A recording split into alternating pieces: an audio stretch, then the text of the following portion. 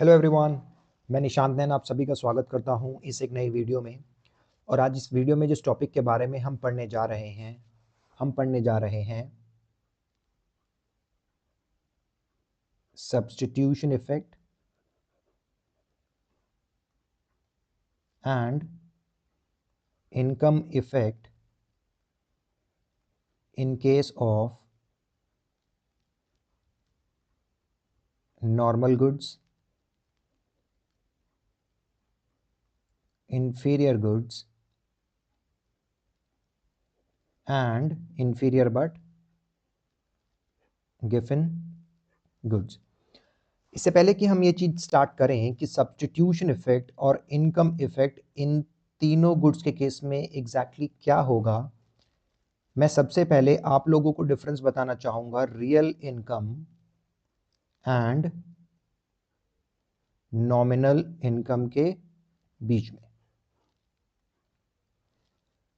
देखिए, nominal income वो income होती है जो कि फैक्टर सर्विसेज को देने के बाद जो पेमेंट मिलती है वो होती है नॉमिनल इनकम।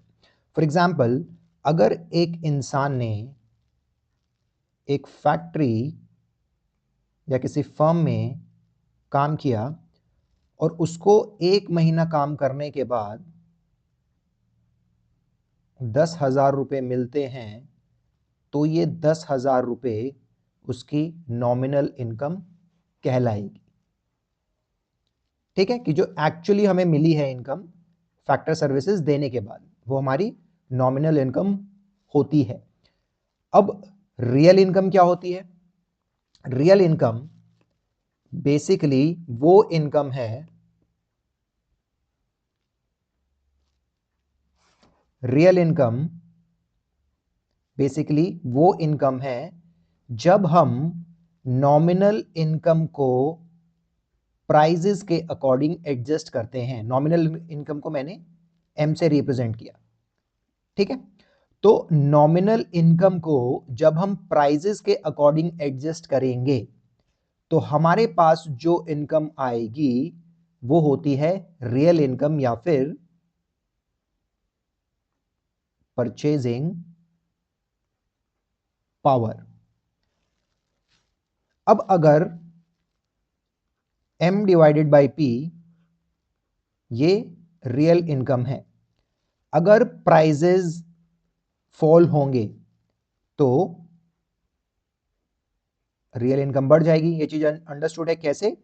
क्योंकि जो डिनोमिनेटर की वैल्यू है वो कम होगी, तो ओवरऑल इस फ्रैक्शन की वैल्यू यानी कि रियल इनकम की वैल्यू बढ़ेगी।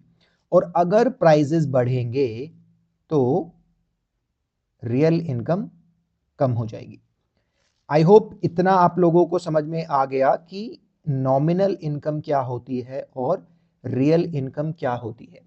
ये हमारे लिए जानना बहुत जरूरी है, difference between nominal income and real income, क्योंकि जब हम प्राइस इफेक्ट को सब्स्टिट्यूशन इफेक्ट और इनकम इफेक्ट में ब्रेक करते हैं तो हम एक अजम्पशन लेकर चलते हैं, और वो अजम्पशन क्या होता है?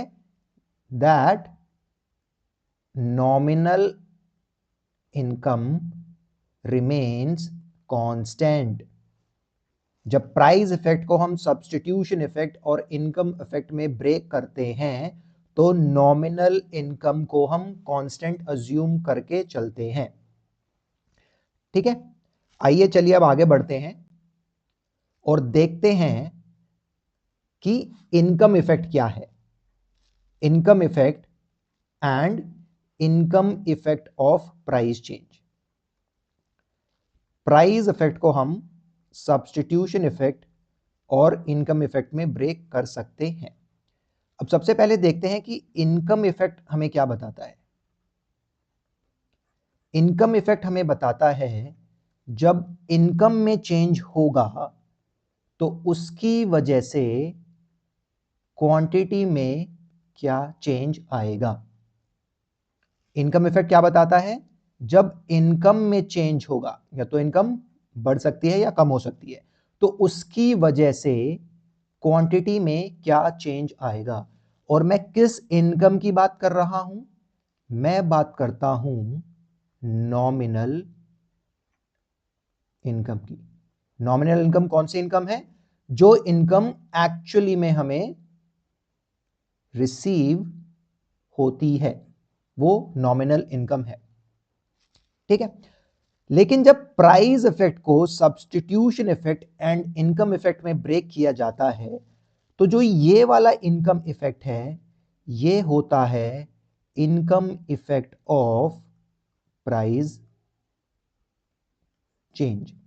अभी जिस इनकम इफेक्ट की मैंने बात करी थी, ये एक नॉर्मल इनकम इफेक्ट है, जो कि नॉमिनल इनकम में चेंज होने की वजह से जनरेट हो रहा है।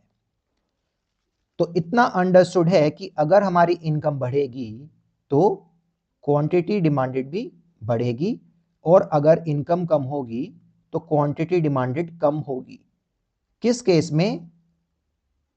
नॉर्मल गुड के केस में। ये इनकम इफेक्ट। ठीक है। अब बात करते हैं income effect of price change. अभी थोड़ी देर पहले मैंने आपको बताया कि जब प्राइस इफेक्ट को सब्स्टिट्यूशन इफेक्ट और इनकम इफेक्ट में ब्रेक किया जाएगा, तो एक अजम्पशन हम लेकर चलते हैं कि नॉमिनल इनकम कांस्टेंट रहती है। ठीक है। अब आइए देखते हैं कि इस नॉमिनल इनकम को जो हमने कांस्टेंट अज्यूम किया है, उसको किस तरीके से हम यहां पर यूज करेंगे। हम बात कर रहे हैं income effect of price change. इसका मतलब क्या है कि एक ऐसा इनकम इफेक्ट जो कि प्राइस में चेंज होने की वजह से जनरेट हुआ है, उसको हम कहते हैं income effect of price change.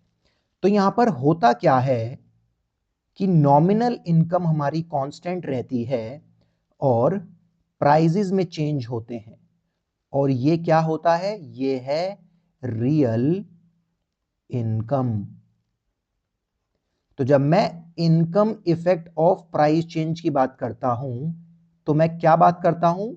मैं बताता हूं कि जब रियल इनकम में चेंज होगा, जब रियल इनकम में चेंज होगा, या तो ये इंक्रीज हो सकती है, डिक्रीज हो सकती है, उसकी वजह से क्वांटिटी डिमांडेड में क्या चेंज आएगा। ये होता है income effect of price change. अब देखिए, जब नॉमिनल इनकम कांस्टेंट है और प्राइजेस अगर डिक्रीज हुए, तो क्या होगा? ओवरऑल रियल इनकम बढ़ जाएगी, यानी कि परचेजिंग पावर बढ़ गई। अब अगर प्राइजेस बढ़ गए तो क्या होगा? रियल इनकम कम हो जाएगी, यानी कि परचेजिंग पावर कम हो जाएगी। तो नॉर्मल इनकम इफेक्ट क्या बताता है? नॉर्मल इनकम इफेक्ट हमें बताता है कि जब नॉमिनल इनकम में चेंज होगा, तो उसकी वजह से क्वांटिटी डिमांडेड में क्या चेंज आ रहा है। और income effect of price change हमें क्या बताता है? Income effect of price change हमें बताता है कि जब रियल इनकम में चेंज आएगा, तो उसकी वजह से क्वांटिटी डिमांडेड में क्या चेंज आएगा। ठीक है। आप लोगों को, मुझे लगता है कि ये difference normal income effect and income effect of price change, ये डिफरेंस आप लोगों को समझ में आया होगा। ठीक है। अब बात करते हैं सब्स्टिट्यूशन इफेक्ट की।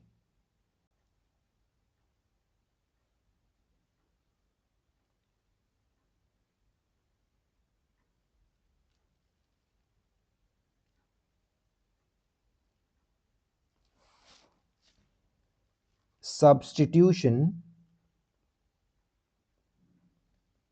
इफेक्ट, देखिए सब्स्टिट्यूशन इफेक्ट क्या बताता है?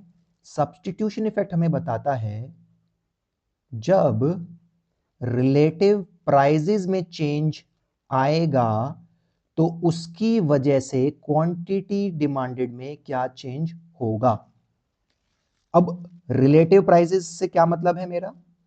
फॉर एग्जाम्पल, हम एक कमोडिटी एक्स और वाई, इन दोनों को हम कंज्यूम करते हैं, लेकिन अब प्राइस ऑफ एक्स फॉल हो जाता है, या फिर प्राइस ऑफ कमोडिटी एक्स गिर जाता है। तो इसकी वजह से क्या होगा? जब प्राइस ऑफ एक्स कम होगा, ये कमोडिटी एक्स का प्राइस है, in relation to price of commodity Y, price of commodity Y.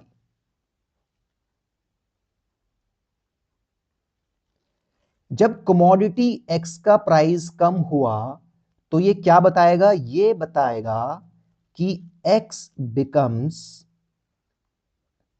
relatively cheaper to Y. Commodity X का प्राइस कम हुआ, इसका मतलब कमोडिटी X रिलेटिवली चीपर हो गई है किससे? कमोडिटी Y से। और जब ऐसा होगा, जब कमोडिटी X रिलेटिवली चीपर हो गई है कमोडिटी Y से, तो क्या होगा? कंज्यूमर X का कंजम्पशन बढ़ा देगा और Y का कंजम्पशन कम कर देगा। भले ही गुड चाहे नॉर्मल गुड हो, इंफीरियर गुड हो या फिर गिवन गुड हो, जब किसी भी कमोडिटी का प्राइस कम होगा, कंज्यूमर उस कमोडिटी के कंजम्पशन को बढ़ा देगा और दूसरी कमोडिटी के कंजम्पशन को कम कर देगा। और कंज्यूमर ऐसा क्यों करता है? क्योंकि कंज्यूमर हमेशा प्रेफर करता है किसी भी कमोडिटी को ज्यादा क्वांटिटी में। More is better. भले ही गुड नॉर्मल गुड हो, इंफीरियर गुड हो या फिर गिवन गुड हो, कंज्यूमर हमेशा चाहता है कि वो उस पर्टिकुलर कमोडिटी को ज्यादा कंज्यूम करे।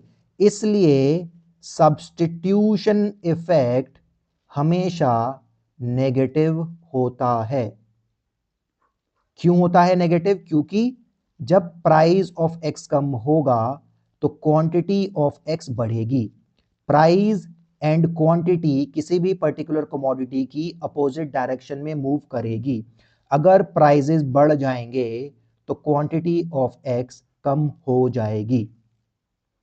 प्राइसेस एंड क्वांटिटी दोनों अपोजिट डायरेक्शन में मूव कर रहे हैं, इसलिए substitution effect is always negative.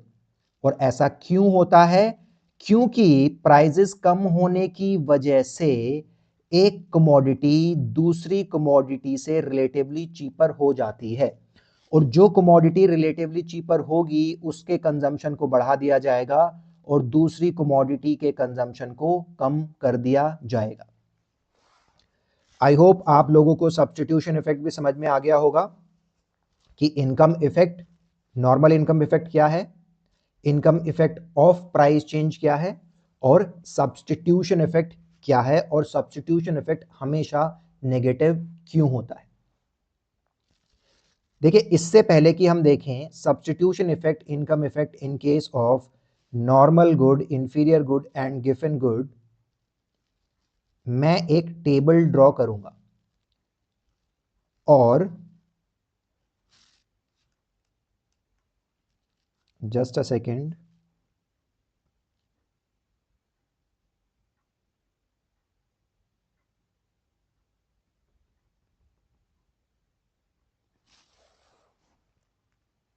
आइए,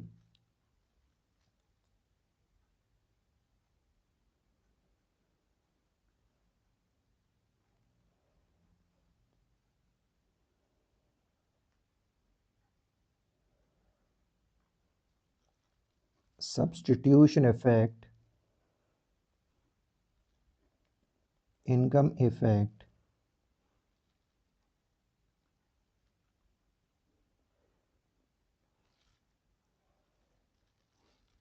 overall price effect,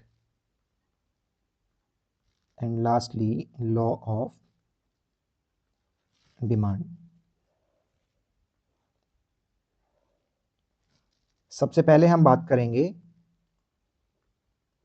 normal good की,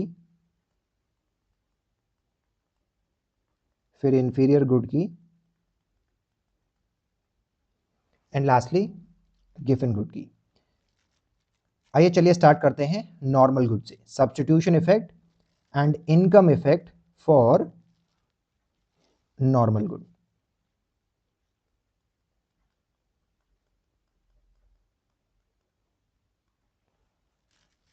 इससे पहले हम इस टेबल में, जैसा कि मैंने अभी आपको बताया कि substitution effect is always negative, तो नॉर्मल गुड के केस में नेगेटिव, इंफीरियर गुड के केस में नेगेटिव एंड गिवन गुड के केस में नेगेटिव। सब्स्टिट्यूशन इफेक्ट कोई भी गुड हो, भले normal, inferior, given, income substitution effect हमेशा नेगेटिव रहेगा।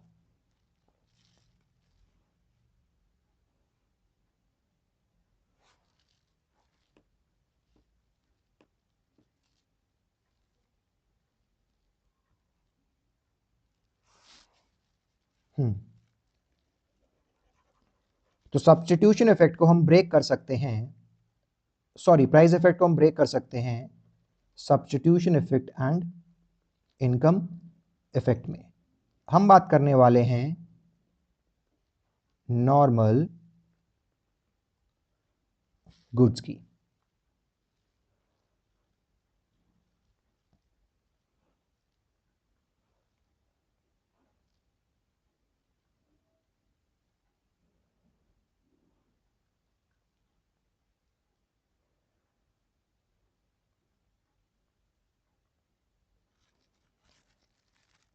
Price of X commodity fall होता है और हम यूज कर रहे हैं कॉम्पेंसेटिंग वेरिएशन प्राइस इफेक्ट को substitution effect and income effect में ब्रेक करने के लिए। Initial budget line A B, price of commodity X falls, तो अब न्यू बजट लाइन हमारे पास हो गई ए बी डैश। पुराना इंडिफरेंस कर्व हमारे पास था IC1,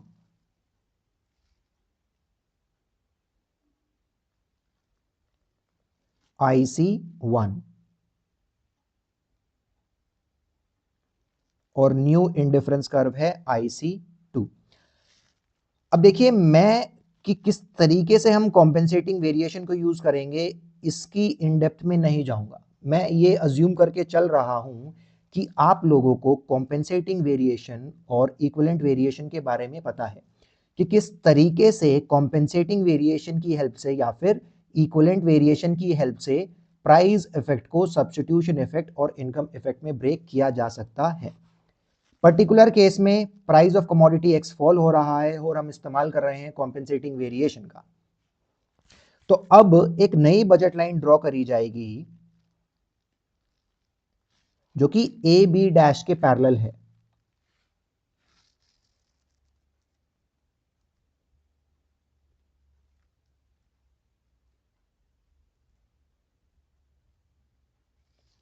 और इस बजट लाइन को हम एस टी नाम देते हैं। अब हमारे पास 3 इक्विलिब्रियम पॉइंट है E1, E2 एंड E3। अगर आप लोगों ने decomposition of price effect and substitution effect into substitution effect and income effect अगर अच्छे से पढ़ा है तो आप लोगों को यह समझ में आ गया होगा कि E1 से E2 तक सब्स्टिट्यूशन इफेक्ट है, E2 से E3 तक इनकम इफेक्ट है और E1 से E3 तक प्राइस इफेक्ट है। अब जब इक्विलिब्रियम पॉइंट E1 है, इस पर हम कंज्यूम करते हैं x1 ऑफ x, E2 पर x2 of x and E3 पर x3 of x। Substitution effect हम कितना कंज्यूम कर रहे हैं OX1, इनकम इफेक्ट की वजह से हम कंज्यूम कर रहे हैं OX2 और ओवरऑल प्राइस इफेक्ट की वजह से हम कंज्यूम कर रहे हैं OX3। E1 हमारा इनिशियल इक्विलिब्रियम पॉइंट था और फाइनल इक्विलिब्रियम पॉइंट है E3। मैं बात कर रहा हूं substitution effect and income effect in case of normal good. Substitution effect हमेशा नेगेटिव होता है, ये चीज मैंने आपको बताई थी और मैंने इसका एक्सप्लेनेशन भी दिया था कि क्यों होता है। अब देखिए price of commodity X falls और E1 से लेकर E2 तक हमारा सब्स्टिट्यूशन इफेक्ट है। तो आप देखेंगे जब price of commodity X falls तो quantity of X increases, x1 से मेरा कंजम्पशन बढ़ के आ गया x2, प्राइस गिरा लेकिन क्वांटिटी ऑफ x बढ़ी, यानी कि सब्स्टिट्यूशन इफेक्ट है नेगेटिव। अब बात करते हैं इनकम इफेक्ट की। E2 से E3 है इनकम इफेक्ट। इनकम इफेक्ट आपको क्या बताता है? Income effect of price change की मैं बात कर रहा हूं। ये आपको क्या बताता है कि जब हमारी रियल इनकम में चेंज आएगा तो उसकी वजह से क्वांटिटी डिमांडेड ऑफ एक्स, उसमें क्या चेंज आएगा। ठीक है,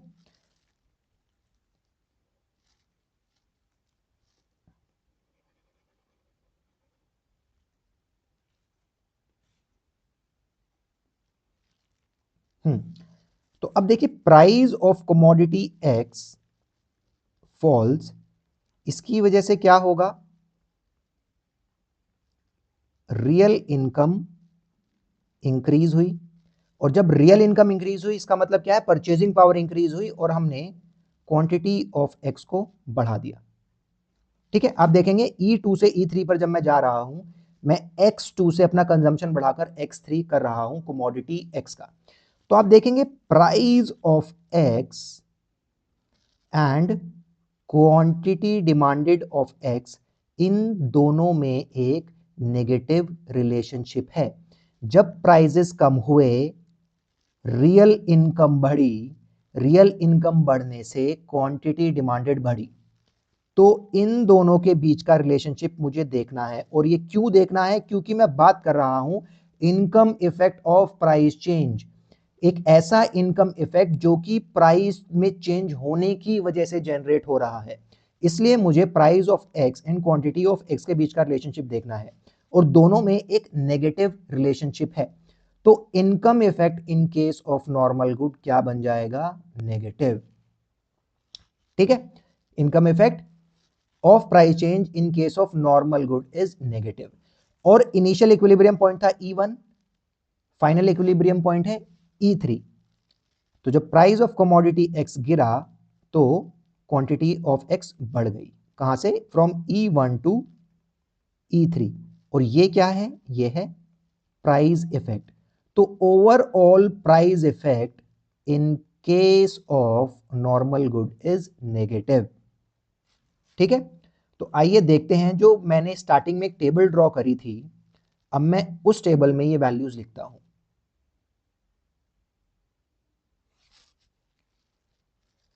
income effect for normal good, income effect of price change is negative and overall price effect is negative. Overall price effect के नेगेटिव होने का मतलब क्या है? कि प्राइस ऑफ एक्स जब गिरा तो क्वांटिटी डिमांडेड ऑफ एक्स बढ़ी, यानी कि प्राइसेस एंड क्वांटिटी डिमांडेड दोनों अपोजिट डायरेक्शन में मूव कर रहे हैं।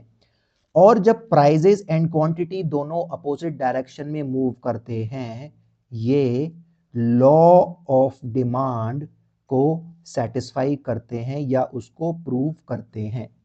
तो normal good law of demand को जस्टिफाई करता है। ठीक है, आइए मूव करते हैं इंफीरियर गुड के केस पे, कि इंफीरियर गुड के केस में सब्स्टिट्यूशन इफेक्ट क्या होगा और income effect of price change क्या होगा। मैं फिर से सेम डायग्राम ड्रॉ करूंगा।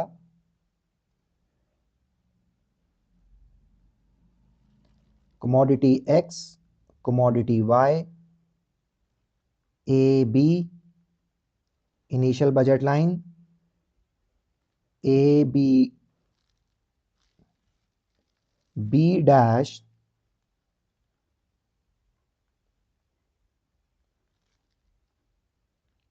New budget line. Price of commodity X fall हो रहा है और हम यूज कर रहे हैं कॉम्पेंसेटिंग वेरिएशन इन इनकम। मैं बात कर रहा हूं इंफीरियर गुड की। इनिशियल बजट लाइन थी A B, new budget line A B dash. क्यों? क्योंकि प्राइस ऑफ कमोडिटी एक्स गिर चुका है। अब हमें एक नई बजट लाइन ड्रॉ करनी है parallel to A B dash.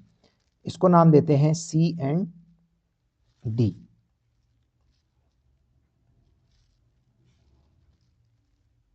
Initial indifference curve था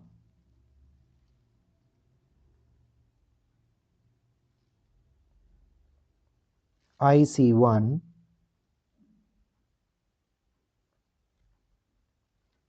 और न्यू इंडिफरेंस कर्व है IC2।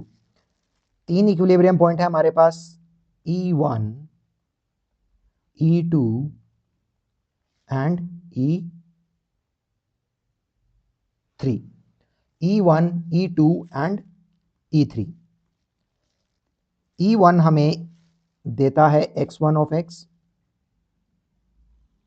E2 हमें देता है x2 of x and E3 हमें देता है x3 ऑफ x। अब देखिए, सबसे पहले हम बात करेंगे सब्स्टिट्यूशन इफेक्ट की, और जैसा कि मैंने आपको बताया था substitution effect is always negative. तो आप दे सकते हैं E1 से E2, E1 टू E2 है हमारा substitution effect. Price of commodity x fall हो रहा है और कंजम्पशन ऑफ x x1 से x2 बढ़ रहा है। x1 to x2 consumption increase हो रहा है। प्राइस ऑफ x फॉल हुआ लेकिन कंजम्पशन ऑफ x बढ़ा। दोनों अपोजिट डायरेक्शन में मूव कर रहे हैं, इसलिए सब्स्टिट्यूशन इफेक्ट नेगेटिव है। किस केस में? इंफीरियर गुड के केस में। आइए बात करते हैं इनकम इफेक्ट की। इनकम इफेक्ट E2 से E3, E2 टू E3 हमारा इनकम इफेक्ट है और हमारा कंजम्पशन X2 से X3, X2 से X3 हमारा कंजम्पशन हो रहा है और आप देखेंगे कि हमारा कंजम्पशन कम हो गया है। X2 में हमने इतना कंज्यूम करा, लेकिन जब X3 है तो इतना किया हमने, तो X3 X2 इतना कंजम्पशन हमारा कम हुआ। Price of commodity X falls, इसकी वजह से रियल इनकम या फिर परचेजिंग पावर बढ़ी, लेकिन कंजम्पशन ऑफ X भी कम हो गया। X2 से अब हमारा नया कंजम्पशन हो गया X3, यानी कि consumption of X has fallen. तो आप देखेंगे price of X and quantity of X, इन दोनों में एक पॉजिटिव रिलेशनशिप है। Price of X and quantity of X, इन दोनों में एक पॉजिटिव रिलेशनशिप है। ये क्या बताएगा? ये हमें बताएगा that income effect of price change is positive for inferior good। ठीक है, income effect of price change is positive for inferior good. अब आइए देखते हैं कि ओवरऑल प्राइस इफेक्ट क्या होगा। इनिशियल इक्विलिब्रियम पॉइंट था हमारा E1, E1 से E2 सब्स्टिट्यूशन इफेक्ट, E2 से E3 है आपका income effect. Final equilibrium point है E1। तो जब प्राइस ऑफ X फॉल हुआ तो हमारा overall consumption X1, initial consumption हमारा X1 पर था और फाइनल कंजम्पशन पॉइंट है X3। तो आप देखेंगे X का consumption from OX1 to OX3, यानी कि X का कंजम्पशन X1 X3 इंक्रीज हो गया। Consumption of X has increased. Price X का कम हुआ लेकिन X का कंजम्पशन बढ़ गया। दोनों के बीच में एक नेगेटिव रिलेशनशिप है, तो price effect for inferior good is negative. ठीक है, substitution effect for inferior good is negative, income effect of price change for inferior good is positive and overall price effect is negative. और inferior good के case में substitution effect is greater then income effect. ऐसा क्यों है? आप diagram से भी देख सकते हैं। X1 से X2 तक हमारा सब्स्टिट्यूशन इफेक्ट है और X2 से X3 तक इनकम इफेक्ट है। X1 X2 is greater than X2 X3। Inferior good के केस में substitution effect is greater then income effect. आइए अब ये सारी चीजें हम टेबल में लिखते हैं।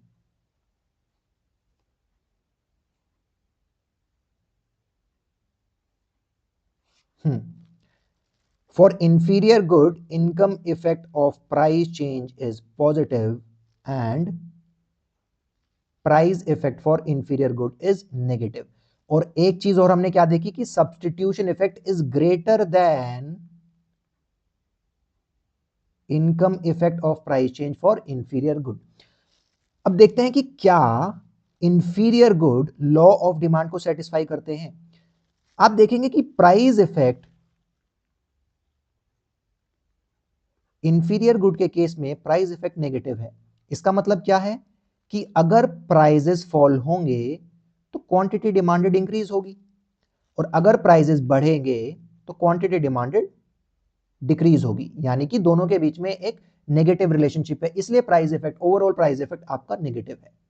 तो जब प्राइस इफेक्ट नेगेटिव है, ये हमारा लॉ ऑफ डिमांड को सेटिस्फाई करता है। तो inferior good law of demand को सेटिस्फाई करेंगे। ठीक है, अब आइए देखते हैं गिफन गुड का केस, कि गिफन गुड के केस में सब्स्टिट्यूशन इफेक्ट क्या होगा और इनकम इफेक्ट क्या होगा।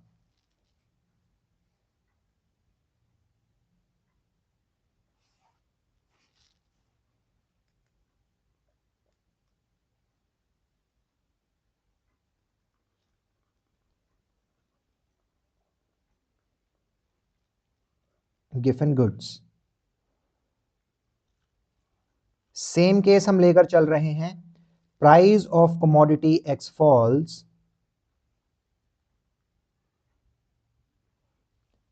Initial budget line A B, new budget line A B dash, price of X falls, और हम इस्तेमाल कर रहे हैं compensating variation in income.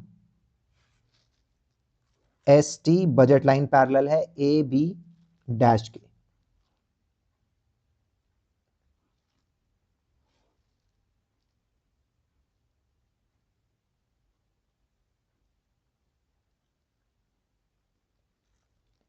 IC1 पुराना इंडिफरेंस कर्व है,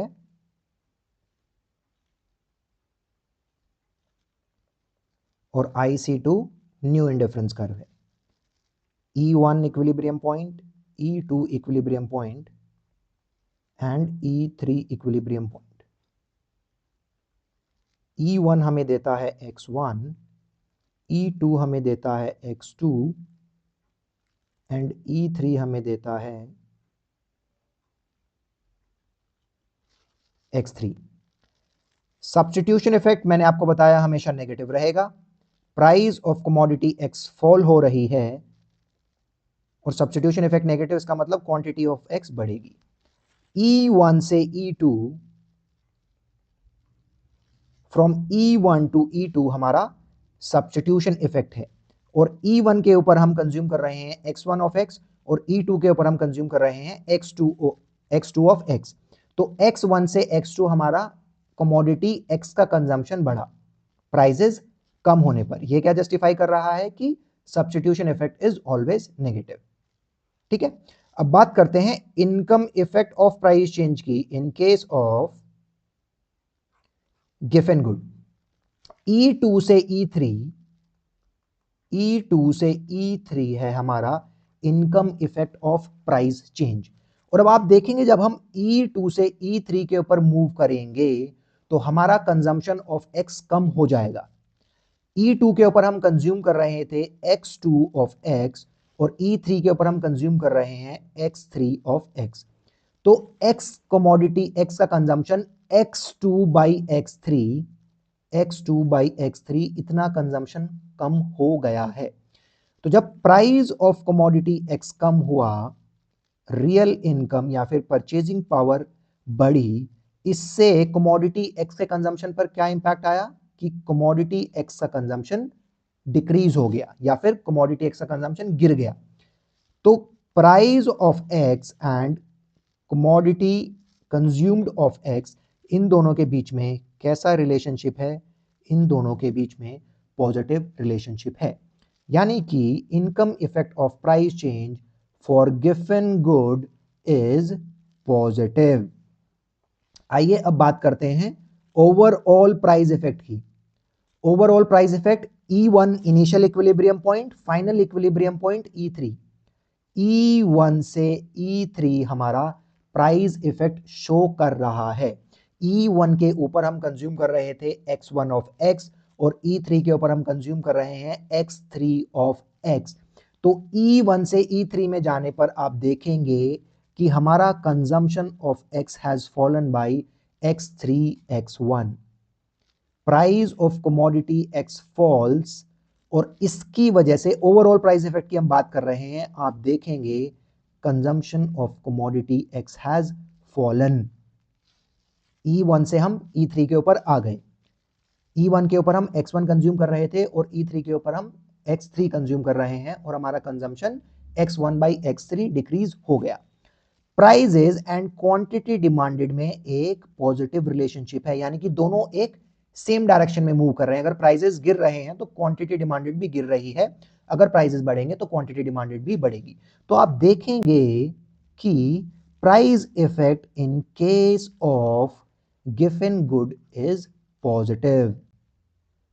और गिवन गुड का एक और जो चीज मैं आपको बताना चाहता हूं वो ये है कि गिवन गुड के केस में income effect of price change is greater than substitution effect. E1 से E2 हमारा सब्स्टिट्यूशन इफेक्ट है, लेकिन E2 से E3 हमारा income effect of price change है। और income effect of price change X2 से X3 ये ग्रेटर देन है किससे? X1 से X1 टू X2। ठीक है, तो income effect of price change is greater than substitution effect in case of given good. आइए अब इस चीज को हम जो टेबल मैंने ड्रॉ किया था उसमें लिखते हैं।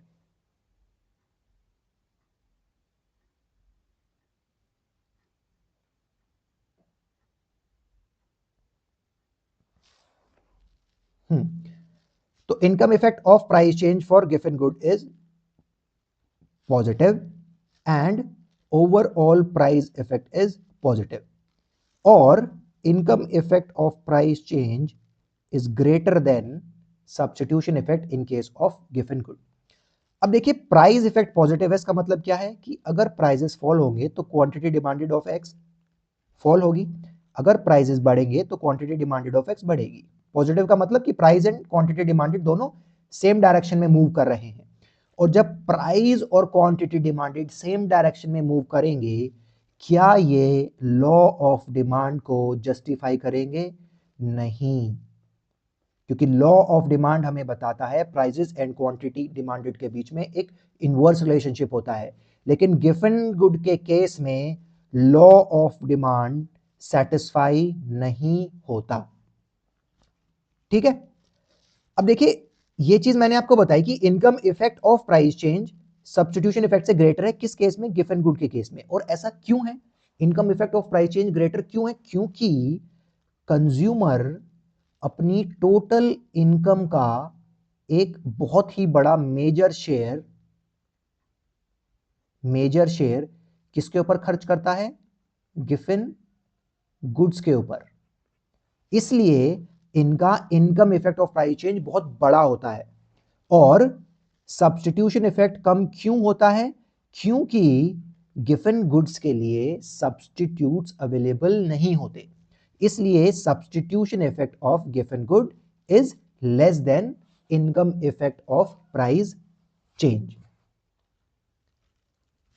आई होप आप लोगों को ये इतना समझ में आया होगा कि सब्स्टिट्यूशन इफेक्ट और इनकम इफेक्ट तीन गुड्स के केस में, that is normal good, inferior good and inferior but given good, क्या होता है। अब आइए बात करते हैं सोर्स की, कि आपको कौन सा सोर्स रेफर करना है इस टॉपिक को पढ़ने के लिए। और जो सोर्स आपको रेफर करना है वो है माइक्रो इकोनॉमिक्स बाय एना कुत्सियानिस।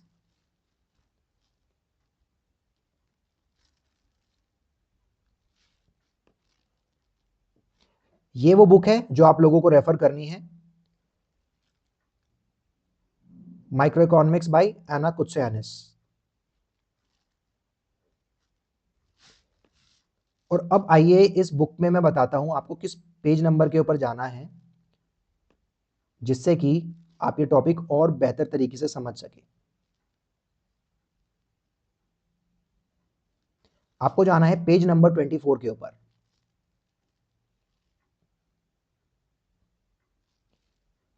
देखिए पेज नंबर 24 के ऊपर एक लाइन है, the substitution effect of a price change is always negative. ये चीज मैंने आप लोगों को बताई थी कि सब्स्टिट्यूशन इफेक्ट हमेशा नेगेटिव रहेगा। इसका मतलब क्या है कि प्राइस एंड क्वांटिटी डिमांडेड के बीच में एक इनवर्स रिलेशनशिप रहेगा।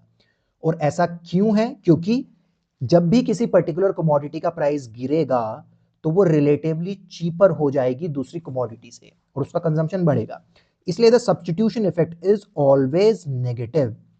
अब आइए बात करते हैं income effect of price change and substitution effect के बारे में।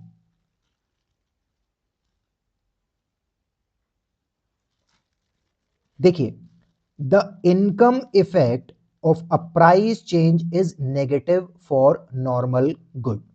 क्या लिखा हुआ है कि income effect of price change negative है किस चीज के लिए? नॉर्मल गुड के केस में। और यह चीज मैंने आप लोगों को एक्सप्लेन भी करी थी कि the income effect of price change is negative for normal good. ठीक है, अब आगे देखते हैं। अब देखिए यहां पर एक चीज है, यहां पर पॉइंट 1 है, ठीक है, is negative for normal good. देखते हैं इसका मतलब क्या है। ये देखिए नीचे लिखा हुआ है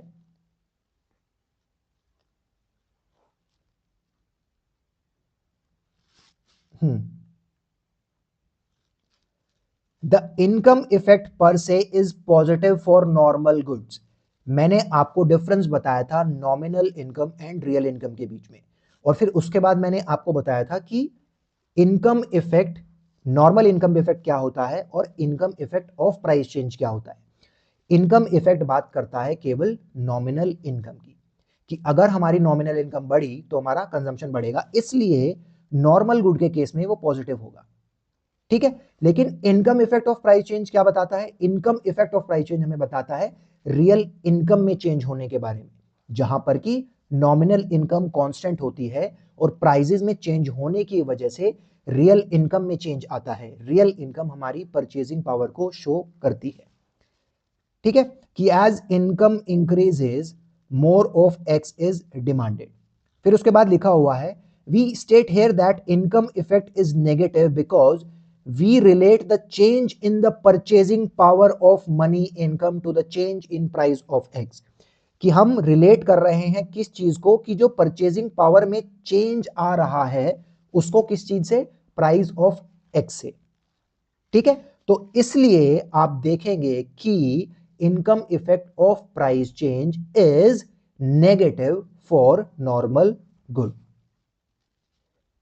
आइए आगे बढ़ते हैं। But for most of the inferior good the negative substitution effect will more than offset the positive income effect so that the positive total price effect will be negative। ये चीज मैंने आपको बताई थी किस केस में? इंफीरियर गुड के case में। इंफीरियर गुड के केस में मैंने आपको क्या बताया था कि income effect of price change positive होगा, लेकिन substitution effect is greater then income effect of price change in case of inferior good. इसलिए क्या होगा कि ओवरऑल प्राइस इफेक्ट नेगेटिव आ जाता है और लॉ ऑफ डिमांड सेटिस्फाई हो जाता है। फिर अब ये देखते हैं लास्ट में, it is when the income effect is positive and very strong that the law of demand does not hold. This is the case of Giffen good. और लास्टली मैंने गिफन गुड के केस में क्या बताया था आपको? कि income effect of price change is positive और वो ग्रेटर देन होगा किससे? नेगेटिव सब्स्टिट्यूशन इफेक्ट से, so that overall price effect आपका पॉजिटिव हो जाएगा और लॉ ऑफ डिमांड सेटिस्फाई नहीं होता। देखिए एक चीज और जो मैं आप लोगों को बताना चाहता हूं कि इंफीरियर गुड और गिफन गुड में डिफरेंस क्या है। फॉर एग्जाम्पल, अगर ये इंफीरियर गुड है तो इंफीरियर गुड की एक कैटेगरी होती है जिसको हम कहते हैं गिवन गुड्स। अगर किसी भी इंफीरियर गुड को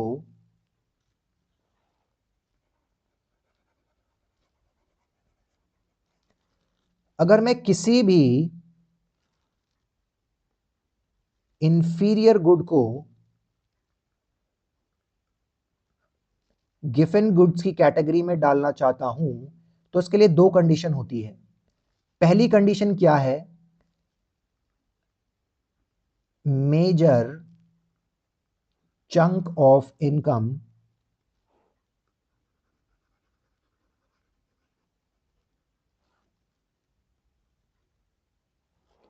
major chunk of income is spent on the good। ये पहली कंडीशन है। अगर कोई भी इंफीरियर गुड ऐसा है जिसके ऊपर मैं अपनी इनकम का एक मेजर शेयर स्पेंड कर रहा हूं, पहली कंडीशन। और दूसरी कंडीशन है no substitutes are available for that particular good. For that particular good, इसका मतलब क्या है कि जिस गुड के ऊपर मैं अपनी इनकम का एक मेजर शेयर स्पेंड कर रहा हूं, उस गुड के लिए कोई भी क्लोज सब्स्टिट्यूट अवेलेबल नहीं है। अगर ये दो condition, condition 1 and condition 2 satisfy होती है किसी भी इंफीरियर गुड के लिए, तो वो गुड को मैं क्लासिफाई कर सकता हूं एज गिवन गुड। ठीक है, इनकम का मैं मेजर शेयर स्पेंड कर रहा हूं, उसका मतलब क्या होगा कि इनकम इफेक्ट बहुत बड़ा होगा, और यही केस है। देखिए, income effect in case of given good is greater then the substitution effect. Substitution effect से ग्रेटर क्यों है income effect of price change? क्योंकि उस पर्टिकुलर गुड के लिए कोई सब्स्टिट्यूट्स ही अवेलेबल नहीं है। ठीक है, तो ये डिफरेंस होता है इंफीरियर गुड के बीच में और गिवन गुड के बीच में। फ्रेंड्स, आई होप आप लोगों को ये पूरा टॉपिक समझ में आया होगा, जहां पर हमने देखा कि सब्स्टिट्यूशन इफेक्ट और income effect in case of normal good, inferior good and lastly inferior but given good. और लास्ट में हमने ये भी देखा कि इंफीरियर गुड और गिवन गुड के बीच में क्या डिफरेंस होता है। और बुक जो मैंने आपको बताई है इस पर्टिकुलर टॉपिक के लिए, जो बुक आपको रेफर करनी है वो है आना कुत्सयानिस, माइक्रो इकोनॉमिक्स बाय आना कुत्सयानिस। थैंक यू फ्रेंड्स, आज के लिए इतना ही। Have a nice day.